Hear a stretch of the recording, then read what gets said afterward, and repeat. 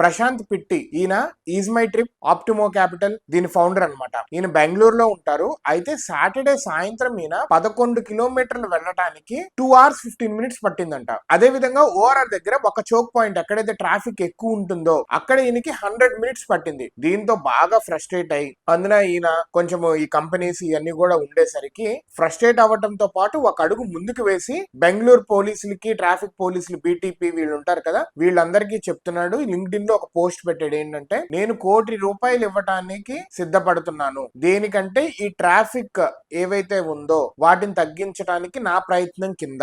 అయితే ₹1,00,00,000 డైరెక్ట్ గా ఇచ్చేయటం కాదు, ₹1,00,00,000 నేను ఎలా ఇస్తాను అంటే ఈయన ఇది చెప్తున్నాడు. 2 AI/ML ఇంజనీర్స్ ని ఫండ్ చేస్తాను. గూగుల్ మ్యాప్ APIs కానీ, శాటిలైట్ ఇమేజెస్ కానీ, GPUs కానీ, ఫీల్డ్ పైలట్స్ ఉంటారు కదా వాళ్ళని కానీ, ఇంకా ఎవరెవరైతే కావాలో వాళ్ళకి నేను ఫండ్ చేస్తాను. అండ్ ఈ ప్రాజెక్ట్ ని ఓపెన్ సోర్స్ చేస్తాను, సో దట్ మిగతా సిటీస్ కూడా వాడుకోవచ్చు, భారతదేశంలో ఉన్న మిగతా సిటీస్ కూడా దీన్ని వాడుకోవచ్చు అని చెప్తున్నాడు. అయితే ఈయన గూగుల్ డేటాని వాడుకోవచ్చు, శాటిలైట్ ఇమేజరీని వాడుకోవచ్చు. ఇవన్నీ వాడుకొని మనము ఈ చోక్ పాయింట్స్ ఎక్కడైతే ట్రాఫిక్ బాగా ఎక్కువ ఉంటుందో వాటిని ఐడెంటిఫై చేయటం, నెక్స్ట్ ఆ టైమింగ్స్ కూడా మనం ఐడెంటిఫై చేయొచ్చు వీటన్నిటిని వాడి అని చెప్పి ఈయన చెప్తున్నాడు. ఇన్ రిటర్న్ ఈయనేమంటున్నాడంటే, నాకేం కావాలి అంటున్నాడంటే, బెంగళూరు పోలీస్ వాళ్ళు వాళ్ళ APIs ని లేకపోతే వాళ్ళ రా ఫీడ్స్ ఉంటాయి కదా వాటన్నిటిని యాక్సెస్ రైట్స్ వీళ్ళకి ఇవ్వాలి. అది ఒకటి. రెండోది, ఒక డెడికేటెడ్ టీమ్ ఈ ప్రాజెక్ట్ మీద వర్క్ చేయడానికి బెంగళూరు పోలీస్ వాళ్ళు పెట్టాలి. ఈ రెండు ఉంటే మనం చేయొచ్చు అని చెప్తున్నాడు. అయితే ఈయన ఇంకేమంటున్నాడంటే, ప్రస్తుతానికి లింక్డ్ఇన్ లో ఈ పోస్ట్ పెట్టి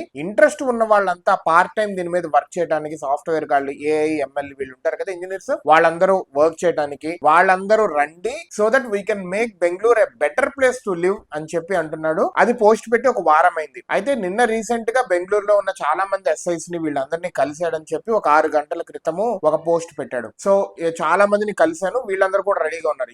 ఎప్పుడైతే ప్రజలు లేకపోతే ఇలా ఒక అడుగు ముందుకేస్తే, గవర్నమెంట్ కూడా 2 అడుగులు ముందుకేస్తే, రెండు కలిస్తే మన ఉండే సిటీని, రాష్ట్రాన్ని, దేశాన్ని సస్యశ్యామలం చేయొచ్చు, ఎటువంటి ప్రాబ్లమ్స్ లేకుండా చేయొచ్చు. I really appreciate Prashant Pitti for this. And ఇలాగ ఇంకా చాలా మంది ఫౌండర్స్ వాళ్ళ ఐడియాస్ తో ఓకే, వాళ్ళ కంపెనీస్ కానీ వాళ్ళు డబ్బులు చేసుకుంటూ ఓకే, సిటీని, దేశాన్ని బాగు చేయాలన్న ఐడియాస్ తో ఇంకా టెక్నికల్ ఫౌండర్స్ కావచ్చు, ఇలాగా ఎవరైనా ముందుకు వస్తే, గవర్నమెంట్ కూడా ఒక అడుగు ముందుకు వస్తే నెక్స్ట్ లెవెల్లో ఉంటుంది మన దేశం.